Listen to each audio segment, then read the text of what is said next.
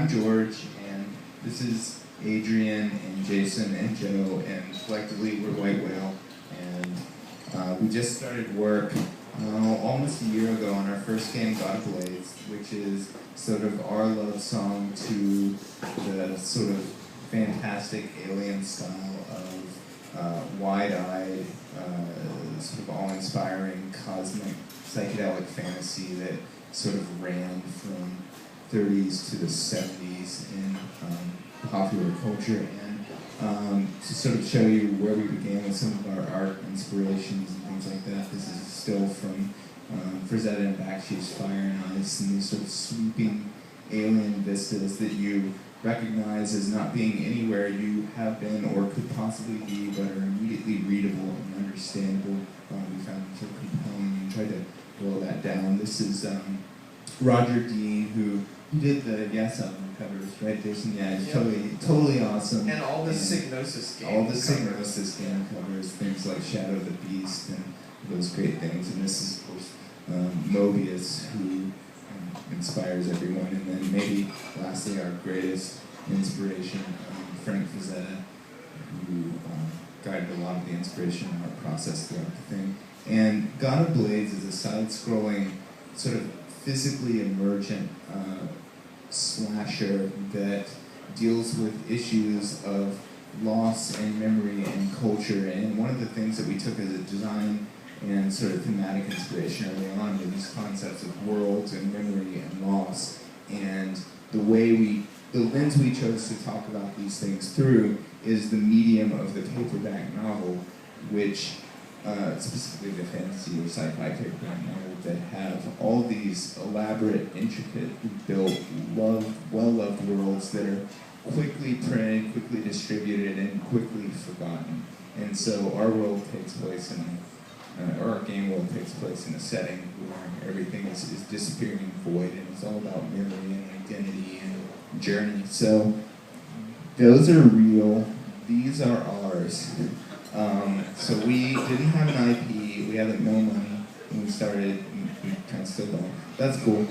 So we just made our own, and we built a rich mythology, and we'll have prints of these available, I think, probably for everybody, and certainly for people who get to play Slayers. And we did some scans of our production work. We went through many months of building the style of the world, and it just, I won't even go into it because it's ridiculous, but this is some of Jason's work. Jason's really been burning the midnight oil and doing an amazing job building out our visions of this world. These are some of the environments that you journey through as the protagonist. And then for this Juegos, we worked like crazy people this week to put together Slayers, which is the 2-player feature, which will be on the PC and Mac release, where you take on the roles of enemy troops from the main campaign, training against each other in this sort of desolate wasteland to see who's fit to go pit their strength against the hero of the main campaign. And the last thing I would add is that, harping on the theme of books and memory, we've built a system into the iOS release that detects when you're at libraries, and there are certain swords that you get, each of which have their own sort of stories and traits and characteristics, and they actually function like characters in fighting game that you can only get by going to libraries. So you guys should buy the game, go to libraries, find crazy books with like cat people wizards on the cover, and take pictures of them and tweet them at us, because it will make us smile across all time and space. Thank you so much for coming, and I hope you enjoy Slayers and God of Blades. Thank you. Are there any questions, by the way, just before we start slaying? What's the release date? Summer, late summer. Yeah. How will the single player campaign differ from? Oh, we have that running on the iPad over here, so everybody can come see that too.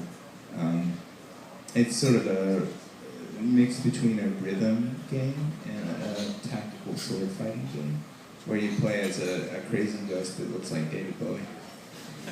So that's slightly different, but. And can you describe the mechanics of the combat? Yes. When we started designing the game, we originally had this sort of, this type of swipe beats that type of swipe, and this whole hierarchy of states.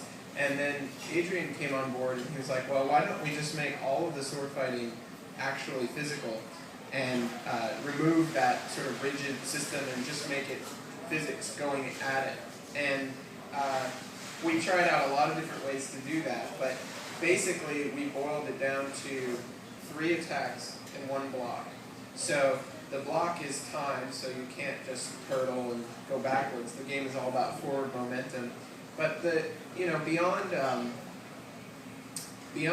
building a system that worked really well and let you feel really powerful, we wanted something that also spoke to the style that we were talking about before. And so we didn't want it to feel like you were fencing. We didn't want to feel like you were playing Soul Calibur. We wanted to feel like you were in the sword fight at the end of Fire and Ice or Conan the Barbarian, where these giant weapons are like arcing through the air and making this ridiculous heavy noise as they clang against each other. And that was where we started. We wanted that feeling, and the physics just got us there. So you really do feel that like kind of like crazy weight to everything, almost like the swords are pulling you in a way because they're so heavy and powerful, which was something we got from Michael Moorcock and Elric books and Stormbringer and all that stuff and too. So we went back to literature a lot, actually, just for the sword fighting. Big thanks again to Adrian for that magnificent contribution. Who is also a world champion robot soccer programmer, by the way. His robot soccer team is #1 on the planet. On the planet. And also a special thank you to our composer Justin Kovar, who really knocked it out of the park. And I believe he is here somewhere. I've been informed that there he is.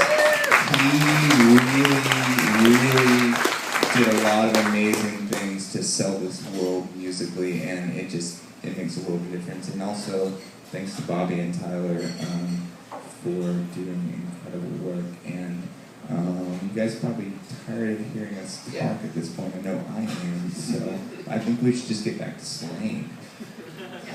So thank you so much, everyone. Thank you. I'll have some prints nearby, so if you guys really like our really cool, trippy pulp fantasy covers, come talk to me and I'll hook you up with some really cool posters. All right, later. Thank you so much.